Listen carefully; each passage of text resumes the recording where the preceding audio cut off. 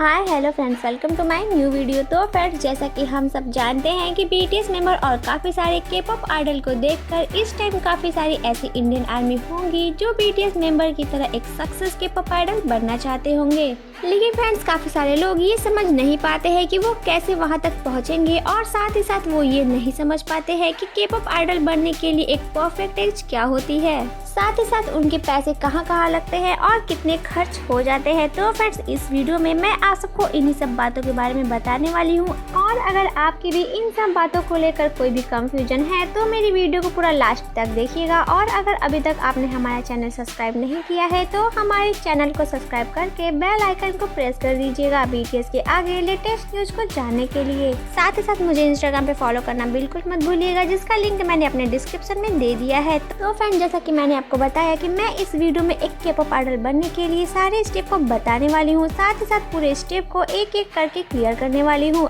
तो फ्रेंड्स, अगर आपका भी ड्रीम है के पॉप आइडल बनने का तो आप सारे स्टेप को ध्यान से सुनिएगा। तो फ्रेंड्स, सबसे पहले मैं आपको बता दूं कि एक के पॉप आइडल बनने के लिए 2 टाइप के ऑडिशन होते हैं। पहला की प्राइवेट ऑडिशन और दूसरा पब्लिक ऑडिशन। और फ्रेंड्स, प्राइवेट ऑडिशन की स्टार्टिंग आपके मोबाइल से ही हो जाती है। तो फ्रेंड्स, प्राइवेट ऑडिशन के लिए सबसे पहले आपको एक एप्लीकेशन फॉर्म सबमिट करना होता है और उस फॉर्म में आपसे रिलेटेड डिफरेंट टाइप के क्वेश्चन पूछे जाते हैं, जैसे कि आपके एज, नेम, हाइट और वेट, और साथ ही साथ काफी सारे क्वेश्चन जो कि आपसे रिलेटेड हो।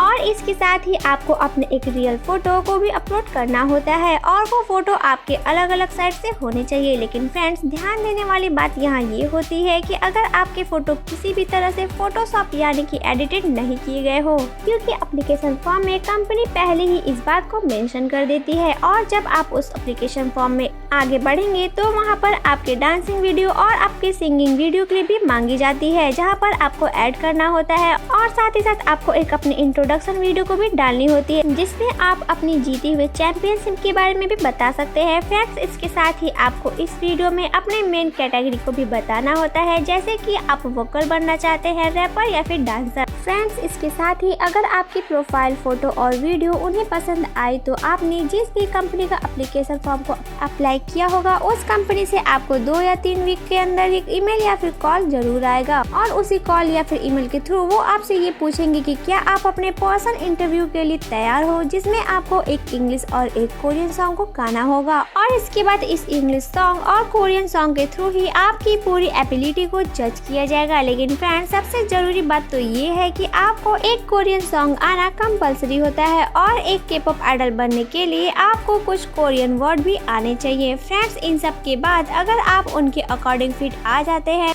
तब जाकर वो आपको बताते हैं कि आपको इस गर्ल ग्रुप के लिए आगे ऑडिशन देना है और इस गर्ल ग्रुप में आपको पहला डेब्यूट करना है। और फ्रेंड्स, इसके बाद ही आता है अब public audition. Friends, public audition में भी सबसे पहले आपको रीजनल ऑडिशन देना होता है, जिसमें आपके कंट्री के डिफरेंट प्लेस पर ऑडिशन लिया जाता है और उन अलग अलग प्लेस से कैंडिडेट को कलेक्ट करके इंडिया का फाइनल ऑडिशन लिया जाएगा और पूरे कंट्री में से एक लकी कैंडिडेट को सेलेक्ट किया जाएगा, वो भी फाइनल ऑडिशन में। जिसके बाद इंडिया में सेकेंड और थर्ड आई कैंडिडेट को कुछ गिफ्ट दिए जाते हैं और फर्स्ट आई कैंडिडेट को ट्रिप टू कोरिया का टिकट दिया जाता है। जिसके बाद आपको कोरिया जाकर वहां कंपनी के बताए जगह पर पार्टिसिपेट करके अपनी परफॉर्मेंस करनी होती है। उसी 10 डे के अंदर ही आपकी परफॉर्मेंस हो जाएगी और इसी के बाद आपको इंडिया वापस भेज दिया जाएगा। तो आपको ऑलमोस्ट 3 से 4 मंथ वेट करना होगा। और जिसके बाद फ्रेंड्स, अगर आप सेलेक्ट हुए तो आपको सेमीफाइनल के लिए साउथ कोरिया बुलाया जाएगा, जहाँ पर वर्ल्ड फेस्टिवल होता है,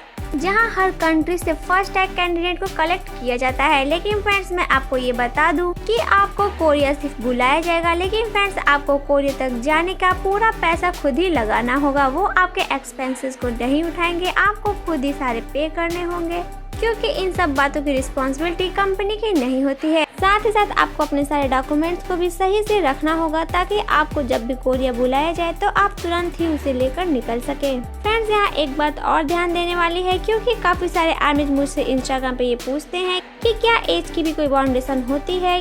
तो फ्रेंड्स मैं आपको क्लियरली बता दूं कि एक के पॉप आइडल बनने के लिए आपकी मैक्सिमम एज 19 होनी चाहिए। उससे ज्यादा एज के लिए कोई भी अलाउ नहीं करेगा। फ्रेंड्स इसका सबसे बड़ा रीजन ये भी होता है क्योंकि फ्रेंड्स के पॉप की इंडस्ट्री में जाने के बाद आप तुरंत ही डेब्यूट नहीं कर सकते हैं। आपको पहले कुछ दिन ट्रेनिंग के रूप में रखा जाता है, जहाँ पर आपको काफी सारी नई चीजें सिखाई जाती हैं। अगर आप एक रैपर है तो आपको रैपिंग के साथ ही साथ आपको डांसिंग और सिंगिंग भी सिखाया जाएगा और आपको वहाँ काफी सारा हार्डवर्क भी करना होता है और उनके दिए हुए डाइट को भी फॉलो करना होता है। तो फ्रेंड्स अब बात करते हैं कोरिया जाने के बाद क्या होगा। फ्रेंड्स कोरिया से कॉल या मेल आने के बाद आपको कोरिया जाना होगा। इतना ही नहीं, आपको तब तक कोरिया में रुकना होगा जब तक आपकी सेमीफाइनल की ट्रेनिंग होगी, तब तक आपको वहाँ पर रुकना ही होगा। इतना ही नहीं फ्रेंड्स, आपको वहाँ जाने से लेकर वहाँ रहने तक के सारे खर्च खुद ही उठाने होंगे। कंपनी आपके लिए कोई भी खर्च नहीं उठाएगा और कंपनी आपके खर्चों को तब तक नहीं उठाएगी जब तक आप उनके फाइनल ट्रेनिंग न बन जाओ। फ्रेंड्स वहाँ सेमीफाइनल ट्रेनिंग के बाद आपका कंपटीशन होगा उस ग्रुप के लिए सिलेक्ट वर्ल्ड के सारे कैंडिडेट के साथ, जिसके बाद आप फाइनल के लिए भी सिलेक्ट हो सकते हैं और उस फाइनल में भी आपका एक कंपटीटर होगा, जिसके बाद आपका एक और कंपटीशन होगा और फिर आप दोनों में से किसी एक को सिलेक्ट किया जाएगा। और अगर आप सिलेक्ट हो जाते हैं तब कंपनी आपके साथ एक कॉन्ट्रैक्ट साइन करेगी, जिसके बाद से कंपनी आपके सारे खर्च को उठाना स्टार्ट कर देगी। यानी कि फ्रेंड जब तक कंपनी ये श्योर ना कर ले